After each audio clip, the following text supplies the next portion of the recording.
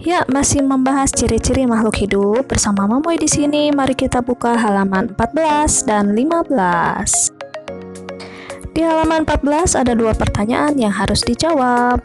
Apakah tumbuhan memerlukan makanan? Jawabannya ya, tumbuhan memerlukan makanan. Apa makanan untuk tumbuhan? Makanan untuk tumbuhan adalah karbohidrat. Oleh tumbuhan, karbohidrat disimpan sebagai cadangan makanan. Biasanya disimpan di bagian-bagian tertentu pada tumbuhan.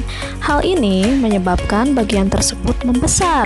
Misalnya pada bagian buah, akar, atau batang. Akar yang membesar disebut umbi. Contohnya yang biasa dikonsumsi oleh manusia adalah singkong dan ubi jalar. Bagian-bagian yang membesar tadi biasanya dimanfaatkan juga oleh manusia untuk dijadikan sumber makanan. Tentunya adik-adik pernah makan beraneka macam buah atau menikmati gula yang diperoleh dari batang tebu kan? Begitu pula umbi-umbian yang sudah disebutkan tadi. Tidak seperti manusia dan hewan, tumbuhan dapat mengolah makanannya sendiri. Proses pengolahan makanan pada tumbuhan disebut fotosintesis. Karbohidrat merupakan hasil dari fotosintesis. Bahan-bahan yang akan diolah menjadi makanan yaitu berupa unsur-unsur hara, diperoleh tanaman dari dalam tanah, diambil dengan cara diserap oleh akar tumbuhan.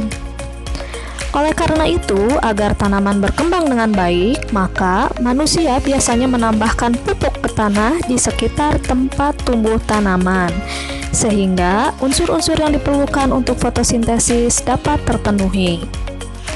Selain zat-zat yang diperoleh dari dalam tanah, untuk melakukan fotosintesis diperlukan juga sinar matahari dan karbon dioksida. Bagian tumbuhan yang bertugas mengikat cahaya disebut klorofil. Klorofil berwarna hijau sehingga disebut zat hijau daun. Artinya, hanya tumbuhan yang berwarna hijau saja yang bisa melakukan fotosintesis ya. Karbon dioksida diperoleh dari udara. Tanaman akan menyerap karbon dioksida melalui lubang-lubang kecil yang terdapat di permukaan daun dan batang.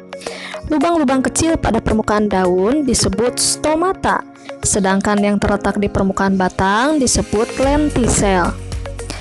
Melalui stomata dan lentisel juga, tanaman mengeluarkan oksigen yang diperlukan bagi pernafasan manusia dan hewan.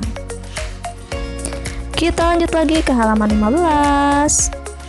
Setelah mengamati teks tersebut, coba kamu sebutkan kembali ciri-ciri makhluk hidup. Nah, ini bersambung dari video sebelumnya ya. Link videonya nanti Mamoy cantumkan di kolom deskripsi.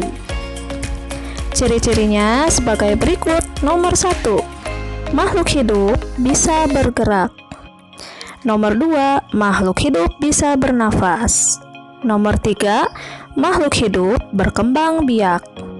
Nomor 4, makhluk hidup membutuhkan makanan.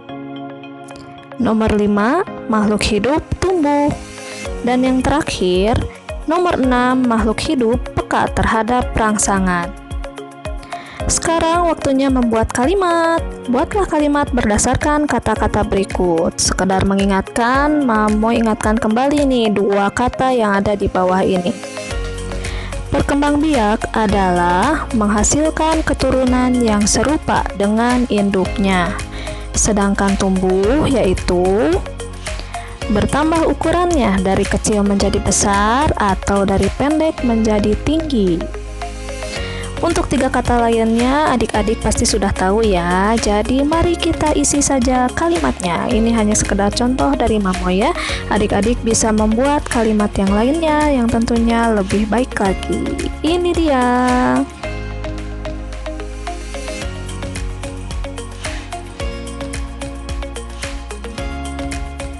Oke adik-adik, sampai di sini dulu video kali ini. Semoga membantu ya. Sampai jumpa di video-video selanjutnya.